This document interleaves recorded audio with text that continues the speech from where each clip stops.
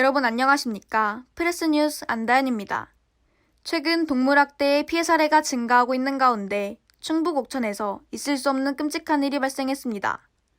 차량 범퍼에 개를 묶고 끌고 다니다가 개를 죽음에 이르게 한 차량 주인 50대 남성이 경찰로부터 동물학대의 책임을 묻기 어렵다며 무혐의 처분을 받았습니다. 동물학대의 심각성을 알리기 위해 이진주 특파원이 보도합니다.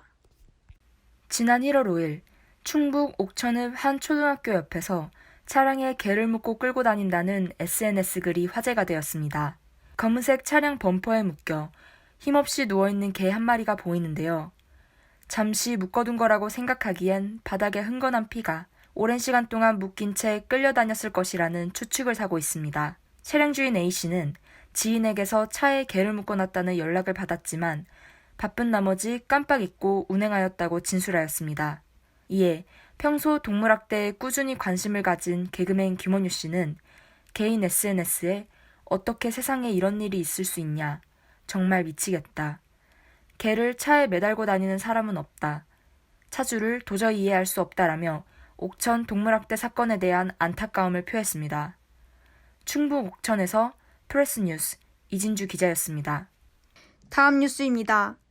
요즘 코로나 시대로 인해 1인 미디어에 도전하는 사람이 많아지면서 동시에 저작권 문제에 대해서 재조명되고 있습니다.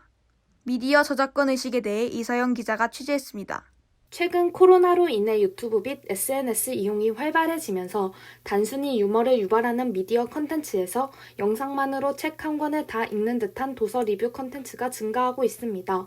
이는 책의 줄거리를 읽어주는 책 리뷰 유튜버, 이른바 북튜버가 주요 내용부터 결말까지 모두 이야기해 작가들은 이 일에 대해서 책 내용을 유출하지 말아달라며 자신의 SNS로 책 저작권에 대해 의견을 표명했습니다.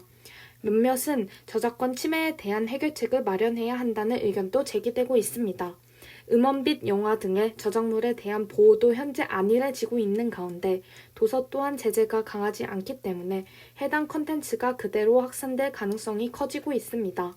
이에 한국저작권위원회는 저작물을 다른 사람에게 배포할 경우 원칙상 저작권자의 허락을 받아야 한다고 제언했습니다.